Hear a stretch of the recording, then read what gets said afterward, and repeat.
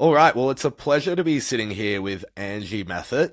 We're going to find out all about her. She's a Gamma Partner artist. She's released a couple of pieces of art on Bitcoin, but she's been around for some time. I know that she actually met one of my team members, Carol, I believe, in Belgium, which is quite some time ago. So, yeah, Angie, I'd love to learn more about you. You can go right back to when you first started feeling creative, maybe like when even as a child did you love creating, where did it start, how did you become an artist, all about you, for the people who are listening to this who don't know you. We'd love to hear your story, but welcome. Oh, brace yourself because it's a long story. Here we go. I was more or less born with a pencil in my hand as a child. I would just grab pens and scribble around, much to the dismay of my mother, because I remember this one time they were so happy. They brought like this new furniture to the house, and as a kid, as a baby, I was like, oh, beautiful, beautiful. And like a couple of days later, I was running around with a Nico pen and just, doodling all over it. And yeah, I think as far as I can remember, as far back as I can, yeah, see in my mind, I've always been drawing, doodling, and I've always had this attraction to art in general. But I think it slowly started to manifest little by little with time, and especially, as you start going to school and you start being exposed to more creative activities. I think it's something that quite naturally came to me, and I really felt like exploring, and that I've always been super keen on. And yeah, back at my grandma's place back in the days, one of my uncles would bring back like these old piles of scrap paper, like of all sorts of colors, and like old reports that I could turn into drawing paper. And it was my great pleasure, to tear them apart and to just take them like sheet by sheet, doodle on them, and offer my drawings to everyone there. So it's kind of how it started. And for a long time, it was, yeah, more or less being, yeah, an amateur, I suppose. And when I hit primary school around the age of 6, 7, my mother enrolled me in an arts course where every Friday I would go and paint with some of my classmates. And I think that was really the first durable exposure, or more serious exposure I got to art, because the lady who was really showing us around, or explaining rather, how to proceed, she was really trying to give us a background, and this and that painter, and give us directions on how to explore, and things to do. And from there, I think it at some point it became really, really clear that this is what I've wanted to do. And yeah, time went by. I actually also lived in Australia at some point when I was much younger. So around the age of, I think I was about 11 or 12 when we moved. And at some point in high school there was the big question, of career orientation, like what would be a good fit, what would be an interesting thing to do for a living. And I actually spoke with a counselor, and something that came out quite quickly was graphic design.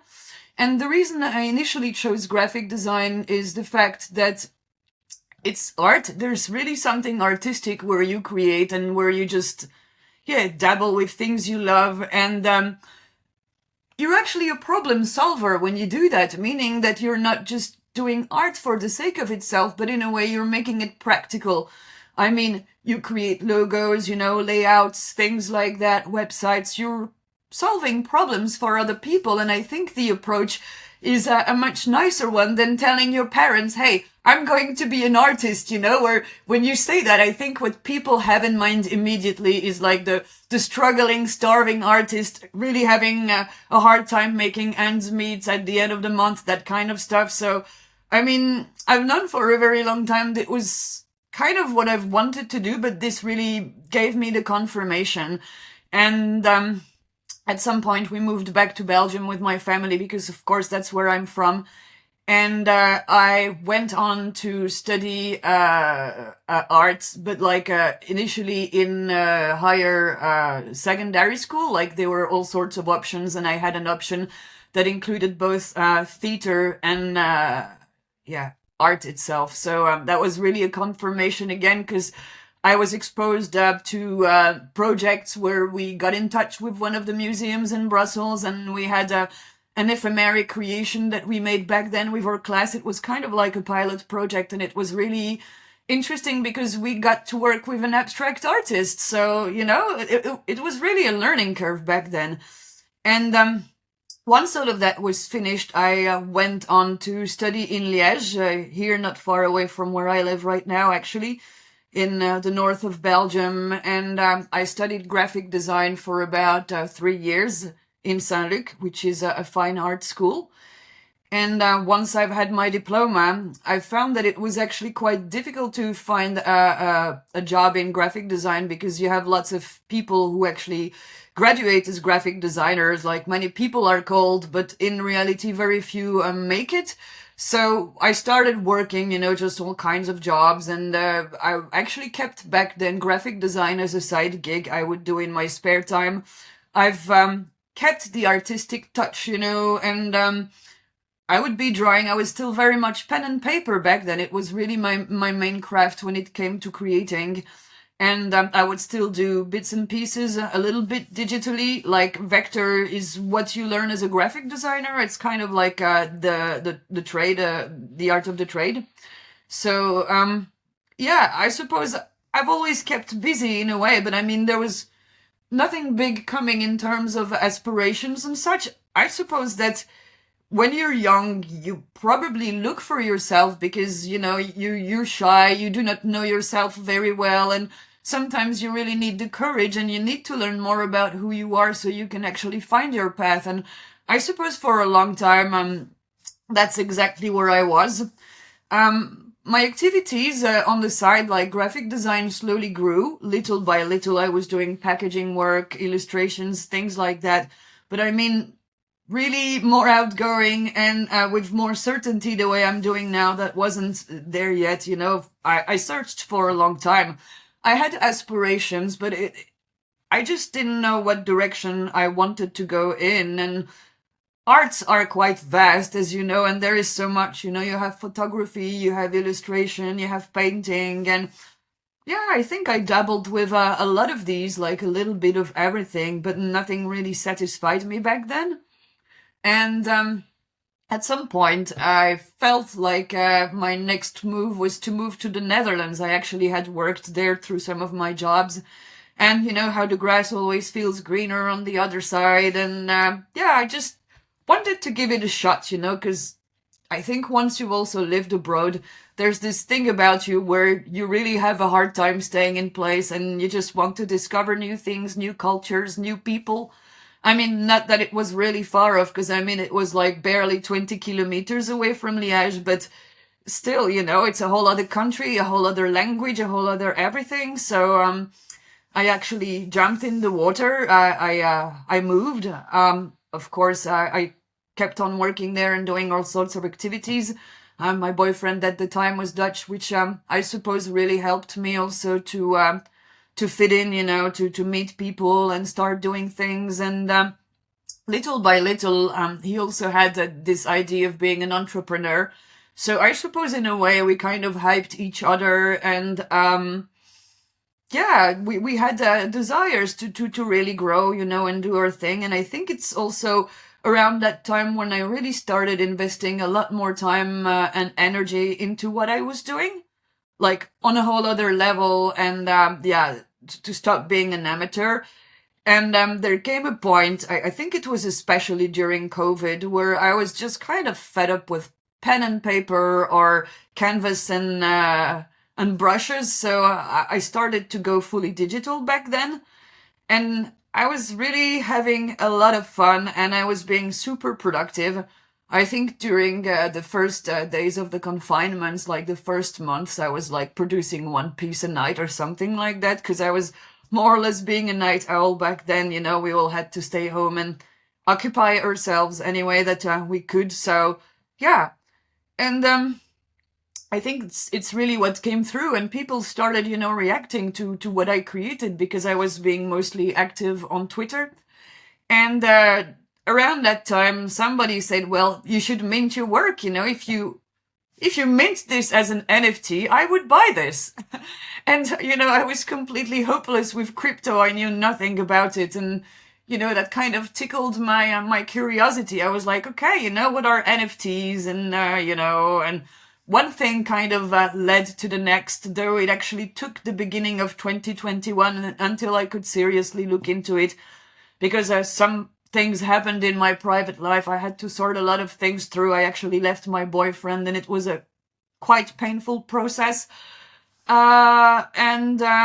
Yeah, then life on my own started, and I've had all of a sudden a lot more time to think about what I really wanted to do with my life, and where I really wanted to go. So I devoted myself full time to graphic design, started to actually make a living from it, and also as an NFT artist. And I started selling bits and pieces here and there, and you know how it goes, little by little, one thing leads to the next, then you meet the community and you sort of feel like you finally belong somewhere, because I think for a lot of artists, until you meet like-minded people for a long time, you can feel pretty lonely, like you live somewhere out there on your own planet and like you're doing your own thing. And yeah, it's kind of been a discovery, and it's been really, really nice to touch base with the community and to meet more like-minded people,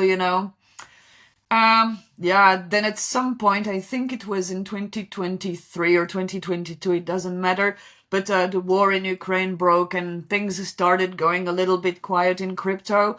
So this was an opportunity for me to actually find a job here locally. I worked as an illustrator full-time for a company that was creating a health app. And again, this was quite unique and fantastic, because I met so many other crazy people just like me. And yeah, I've learned so much, and I saw people doing this on a professional level as well. So, I mean, being an artist and drawing, creating. So it really got me thinking. And in 2023, I think it was, they went bankrupt, sadly, which means I had to bounce back. But due to the fact I had been independent before, I kind of used that as the leverage to move on to my next challenge. And I realized then that what really made me happy was to create, to be an illustrator. So I started putting together a portfolio on a more serious level. And I started to apply at different agencies. Somewhere on the internet, I had found a blog article back then that had all these lists of agencies you could turn to, of all different kinds of styles, of course. And it took me applying during 3 months and like receiving like many, many, many rejections, until one day, finally, somebody came back to me and said, yeah, we're gonna sign you. And that felt like quite the victory, but I mean, I wasn't quite there yet.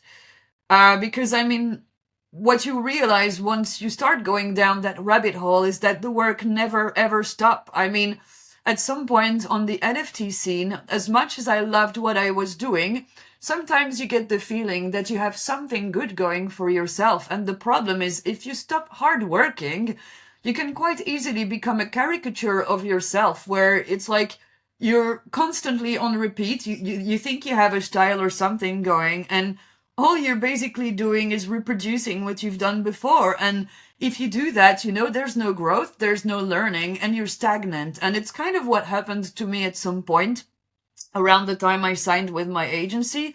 So I actually spent a lot of time working for myself, just not for clients, but really creating and exploring, especially exploring, until I found something which I had the feeling was defining who I was. And what happened more or less is a lot of thinking went into that, and the core of it was, okay, what made me want to be an illustrator in the first place, and what made me happy when I used to create.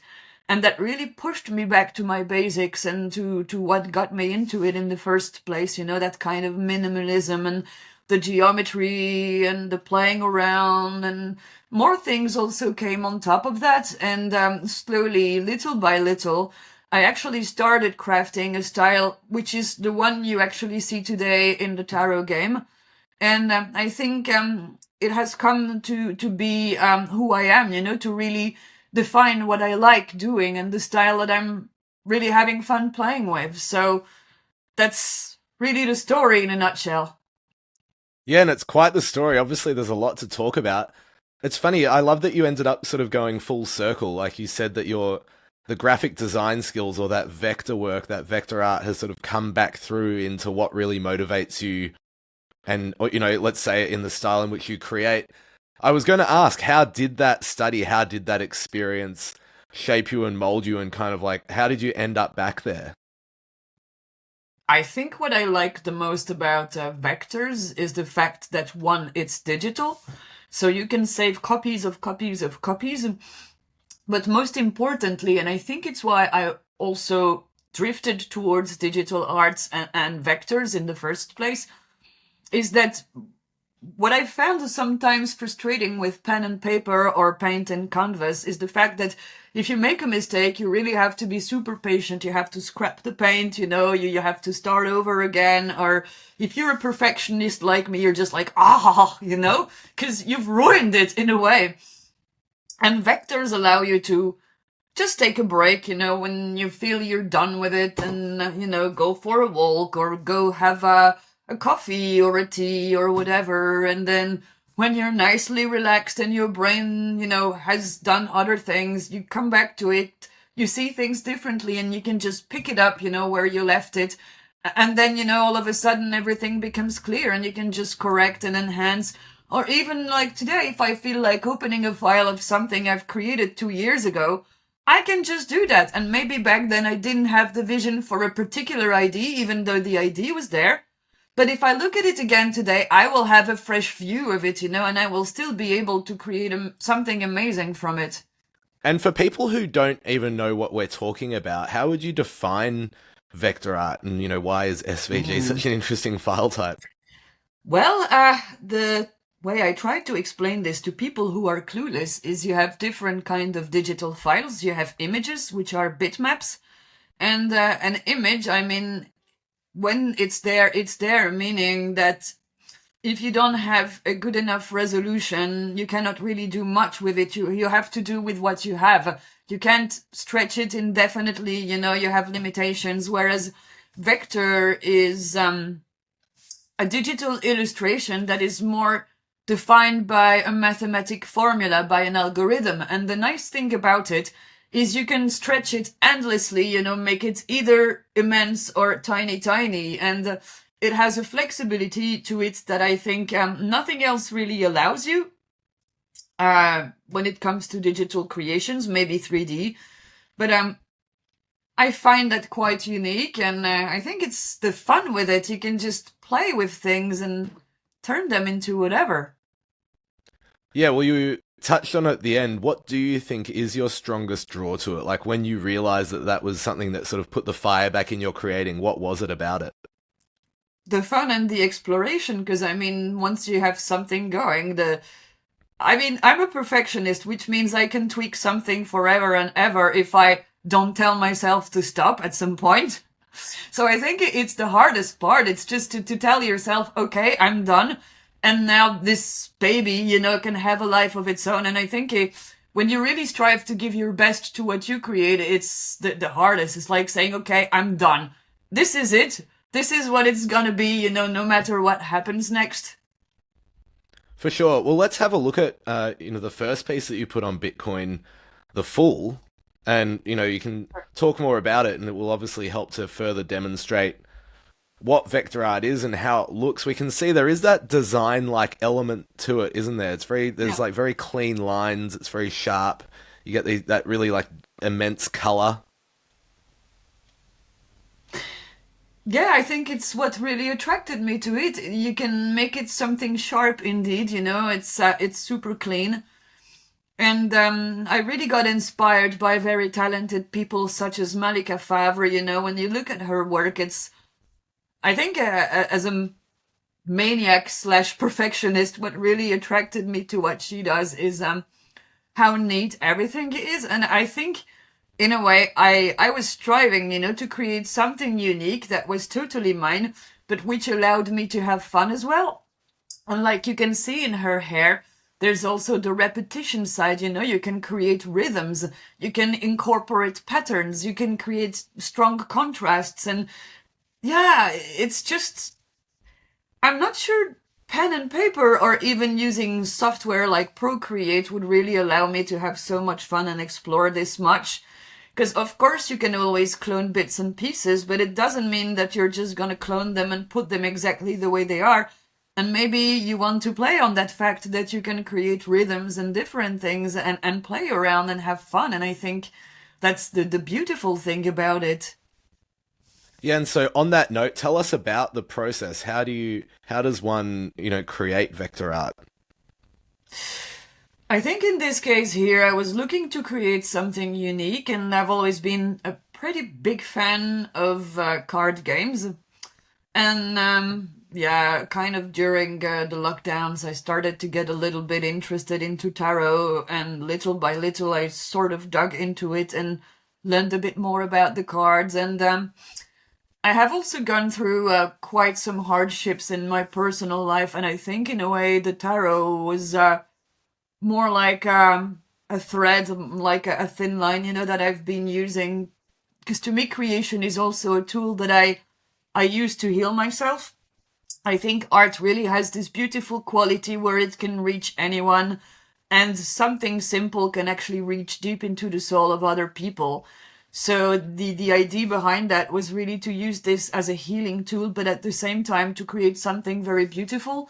And since I've been experimenting a lot for like the past 2 years, I've been wanting to do something along the lines of the new things I had been creating, the new style, which is quite geometric, that uses the repetitions, but the repetitions, they may sometimes, like here the hair, you see it's one underneath the other, like the waves she has. But in other places, in other things I have done, it might actually be a crown, where the persona on the picture has a gigantic crown, and it's the repetitions, and I've really wanted to explore the graphic aspect of things using that. And I think the big influence here, of course, is the fact that I studied graphic design, because graphic design is to find a visual language, to create something and to share information. So what you want to do when you use graphic design, of course, is you want to simplify. You want to get to the point, you don't want to have unnecessary information. You want to have something beautiful. And I also learned, with time and with doing my craft, that a very powerful way of doing things was to always consider less, because less is more. And the more sometimes you have on an artwork or on a piece of design, the more you complexify it. And if you want to reach out to the many, and if you want to create something beautiful, I think sometimes simplicity has its own elegance. And this is kind of the thinking that came here behind the game. I actually got inspired by an existing game here, the Rider-Waite Tarot, and I asked myself, okay, how can I make this mine? How can I turn it into something completely different? And I actually gave myself quite a lot of constraints in order to do so. I had developed a whole bunch of patterns, and I wanted, of course, all of those patterns to appear throughout the tarot deck, because I think it's nice to be able to show them and to do something with them, and to also use the repetition throughout. But it's not just that, it's also at some point when I was doing all this hard work, I created a new color palette for myself. And I've been wanting to really work with that. I really put a lot of effort and research into it, where a color, could have shades and things like that. And I really wanted to visually play with these elements to tell a story. And at the same time to have this sharp, almost geometric aspect to it, because I think it can be powerful, sharp edges. Or if you look at the roses here on this one, you can see that it's more or less a geometric shape. And I mean, it takes sometimes to create something that looks so deceptively simple, it can actually require a lot of work to go into it. So the first 22 cards of the tarot deck, like the Arcana Majors, Those took me like 7 months to create the 22 cards. That's just how much work and how much thinking went into it. So it's been really crazy, and it's been really time consuming just to fine tune the ideas, to create the contrast, to keep in mind the original idea of what the card is supposed to represent, because of course you have symbolism and it's supposed to represent something quite specific. So you also want the idea to shine through and to be respectful to what tarot is supposed to be about.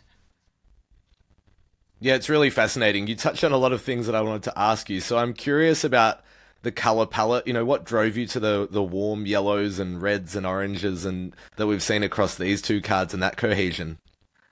I think there comes a point when you work as a designer, you tend to often go back. I mean, not necessarily, but a lot of the time, you're going to go back to the same colors anyway, because, I mean, either you can be random and just, pick random values to have a color to create it in your palette, or you can have a more ordained way of doing things. And I think I'm somebody, I tend to I'm a Virgo, so in a way, my mind is little compartments. I like to be organized, and I like to do things in a certain way. And I think I don't escape who I am, in the sense that yeah, when you design, when you create, you keep things and you save them in files. And after a while, I started to put together this whole palette of textures and of colors. And when you always go back to them, then there's something about them. But also sometimes it can just be like you're browsing Pinterest and all of a sudden you see either this really interesting artwork by somebody else, or for instance, you could come on just a random color palette. Like you have lots of images where people are just taking the colors and like kind of giving you a general vibe of what the image represents in terms of colors. And I've done a lot of studies of those, because I was like, okay, what are the perfect colors? What are the perfect tones? For instance, if you look at my work, you will see there isn't a lot of green, because it's not that I hate green as a color, but I hate green in my work. Mm-hmm. But at the same time, if you look at the blues I use, especially in the lighter tones of blue I use, they're closer to teal, and to those ocean colors. And it means that I interchangeably use them for trees, for grass, for things like that, even though it's a blue. And I think in a way it doesn't have anything shocking about it, but it's also putting in the effort, and the intellectual thinking about why you are making choices and why they make sense to you. And in this case, it's kind of the approach I've had. And yeah, I suppose there's something really intellectual when you decide, okay, I'm going to go with this color because it makes sense, or because for some of these colors, the funny thing is I realized after making my palette, I use different blending modes when I create in Adobe Illustrator. And I actually realized that for some of these color, if I used a certain opacity mode, then the colors, like the half tones I had for them, and the tones that are up from another one, etc. Like the yellow here, if I juxtapose the exact same yellow and give it like some kind of a transparency, but in a multiply mode, it's actually going to give me the orange color that's right above it in the way I've made my selection. So it's kind of funny at the same time, but it's suiting. Yeah, it seems and you used the word fine tune before, and it's interesting, obviously these works definitely tickle my kind of appreciation of maths. I used to be a primary school teacher in another life, and I taught Okay. maths, and I always enjoyed teaching it. I love, seeing the kids kind of minds light bulbs go off, through maths. And there's a lot of maths in vector art, and like you said, through sharp lines and shape and the geometry of it and patterns and repetition. Yeah. And yeah, so like I said, you use the word fine tune. Tell us about this fine tuning process, and how do you decide that this piece is how I like it? Wow, you're touching on, I think, the most important part of my work. I think a lot of the time when you tell people you create and you draw, they might imagine in their mind that drawing itself is the process. But actually, I would say that in what I do, or at least the way I do it, drawing is really a tiny, tiny part of creating, and it barely scratches the surface, of what I do. And I think once I have the initial drawing, it's not because of that I'm just gonna sit down, rest on my laurels and be happy with it. What then happens is the actual creation process. I mean, once you have your outlines and you have your general layout, the what really takes a lot of time and effort is actually the next part of the process. And I think it's what I call the fine tuning. Fine tuning is really when you're going to be testing the colors, with one another, because what you want to do is to create something unique. And the only way to be doing that is through, what's the word I'm looking for? Through contrasts, through things that are quite different from one another. And that really requires a lot of work, because maybe initially you had a specific vision in your mind, and then you try something in terms of colors or maybe lights and shadows, and you realize it's just not cutting it, you want to create something powerful. And of course, if you want to create something powerful, that fine-tuning aspect of the work is what will take the most time, because if something doesn't work, you really have to do the exploration work. And I mean, there's no getting away from it. And I think it's what was the most time consuming when it comes to the cards, and why they took like those 22 first cards, why they took so long, because I was sort of creating something new, unique, like that visual style I now have. And when you're at the beginning of something, you really have to do your research in terms of course, I'm going to draw a human being, but what are the shortcuts I will use? How am I going to stylize this, and that part of the human being? How do I want to draw a face? What would be a nice universal language, to make sure everybody understands this is the nose, those are the nostrils, how can I create something which is my own, where I'm not copying what somebody else has already done in the past? And it's also really a lot of that, and seeing what works, what doesn't, because when something doesn't work, it's not a waste of time. It's kind of like, when Edison created the light bulb and like spent all this time, like I think it was over 700 different trials, like attempts he made, until he actually made one that worked. And in reality, in effect, it's kind of the same, you're exploring. So it's not like you're not failing, because you're not failing. You're just looking for ways. And the visual idea you have in the eye of your mind, and things coming together to be able to tell the story or the message you want to get across. It's just not doing it the way you want. So if it doesn't work, it means you keep pushing and you keep exploring until there comes a point, and then all of a sudden, everything makes sense, and you look at it, and then you're like, okay, this is the bigger picture. This is what I was trying to create, the story I was trying to tell. All of a sudden, the contrast is there, and things are coming together, and the magic happens. It's really hard to explain. Yeah, no, totally. I could imagine. I think you must obviously just get that feeling, and then it feels very authentic to you. You spoke a little bit about message. What is it like? Why, if someone said, why do you create? Like, what is the message? What do you think it is that drives you? And what do you? I know that obviously art is very perceptive, and different viewers are going to get different things out of it. But Very what much do you so. think you put into your work? I think the most important for me is to create things that I like. Above and foremost, I think I create for myself to make myself happy. Mm-hmm. As I've mentioned before, I think there's also a healing process. I think as human beings, no one is intact, everyone suffers in some kind of way or another, and everyone kind of carries their crosses. And it feels to me when I'm able to create beauty and to share something more personal with other people, it really feels like I've been able to share a piece of myself, to open up my heart and show to other people what's inside. And I think to be able to share a piece of your healing or something that really uplifts your spirit is amazing. And I think as a creator, it can deeply touch you and give you the motivation to move forward, and to create more of what you are doing, in effect. Yeah, I could imagine it must be a very brave thing to do. It must be challenging. I'm not sure if I would call it that way, because like I told you, I've always had this urge to draw and to Hmm. create.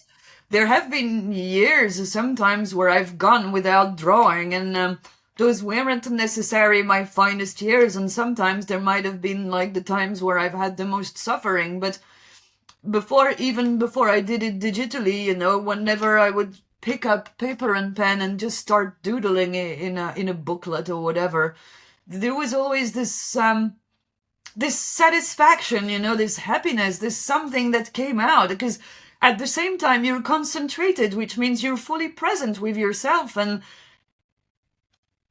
while you're doing that, you're also exploring, because of course your mental is restless and it kind of never leaves you alone. And while you work, it's like those bubble of thoughts, come back up to the surface. And because you are so detached, you have so much more room to explore them and ask yourself, okay, why is this popping up right now, And I think this is what I mean also by the healing process when I talk about that.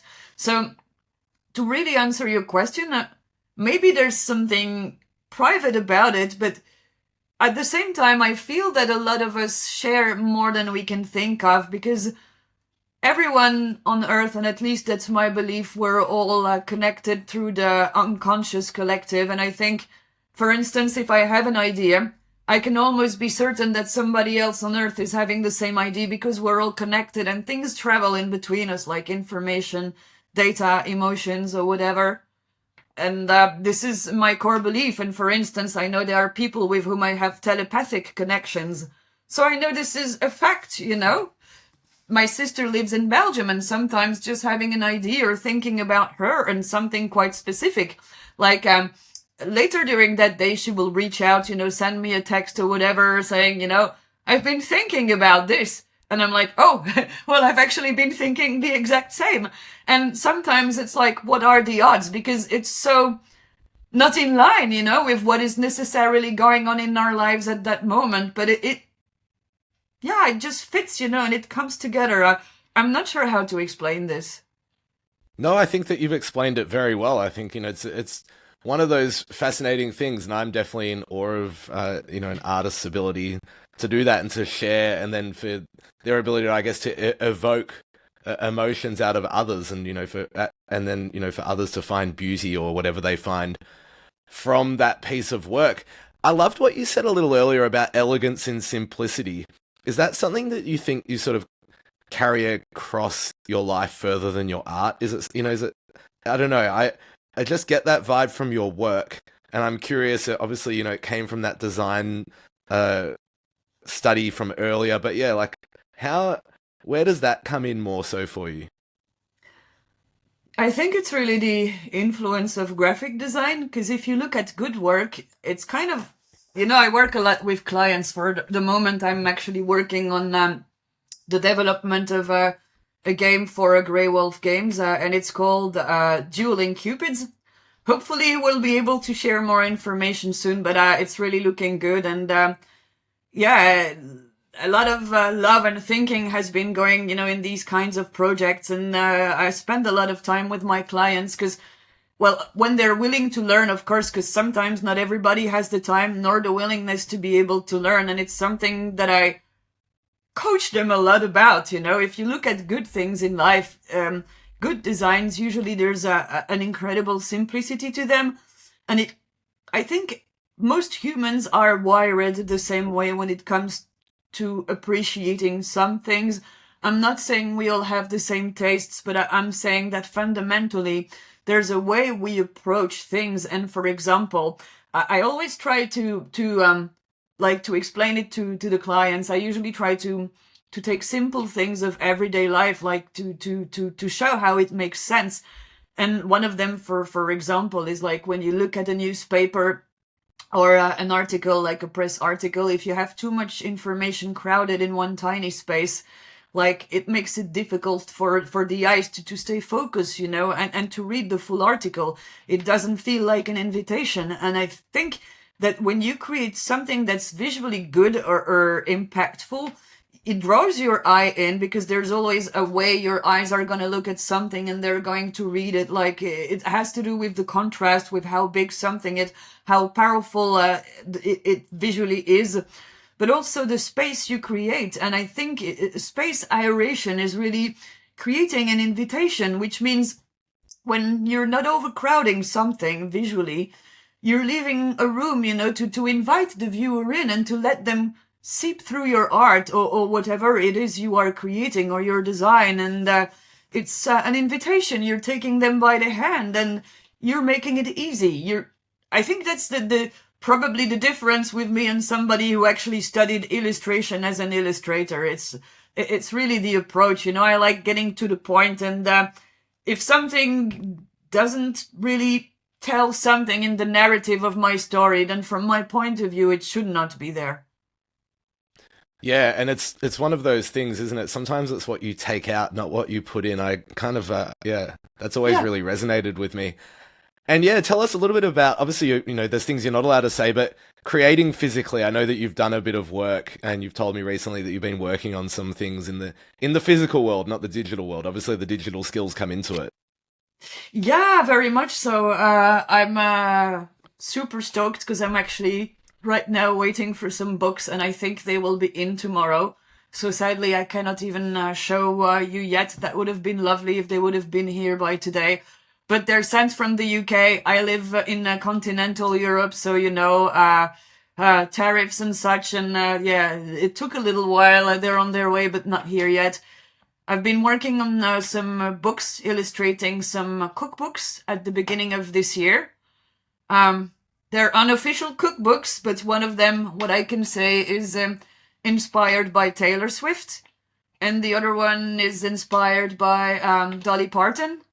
And honestly, it's the first time I think I ever drew food digitally like that. It's been super challenging. I've had so much fun because, of course, I did it in my own little style. And I was so stunned with the results. I'm just super impatient to receive those books now and to see what it looks like in print. Because it's the best part of it all, It's when you receive prints. It's like Christmas has come early. And at the moment, I'm also working on a book cover. Like, I think it was a year or two ago, I illustrated PC Cast's Boudica book cover, which is now out. It was the hardcover for the book, but of course, the soft cover for the smaller version of the book is coming out soon too. So they actually called me back to work on that, and right now I'm actually putting the finishing touches. Yeah, I'm super stoked. It's really been a lot of fun too. And yeah, another one, I've illustrated yoga books, chair There you go. yoga, even. There you go. So quite a vast array of kind of different genres or styles of book, and bringing your skill set to that must have been quite interesting. It is, because sometimes, I think sometimes as an illustrator, you tend to focus on the same things. I mean, if you look at my work and if you look at my tarot deck, what you will see is women, mostly. Most of them are represented like from a frontal view, and that's of course a deliberate choice, because I wanted every single one of them to look at the viewer.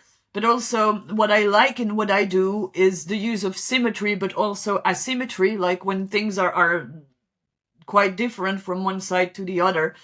And it's part of what I told you before, playing with rhythms. And sometimes you confine yourself in some ideas and in some of the styles you use. And I think it's nice when somebody comes along, and tickles you and be like, hey, we're doing a cookbook. Would you like to be part of that? And in a way, it challenges you, but in a really cool way. And you grow from that, and you learn from that, and you have a lot of fun with it, So definitely. 100%. Well, Angie, it's been a really great chat. It's been so fun to dive further into you and your style and what you do, and it's a pleasure to have you as a partner artist. We hope to see more people have a look at your work, and obviously after this feature, I'm sure that they will. We look forward to what more you might end up bringing to Bitcoin, but thanks so much for spending this time with us. Well, thank you for inviting me, and it's really been fun talking with you. So, and to meet you, of course, because we always see each other digitally, but I mean, never really like this. So it's been lovely talking with you. Thank you for inviting me. No, true pleasure. Thanks so much. You're very welcome.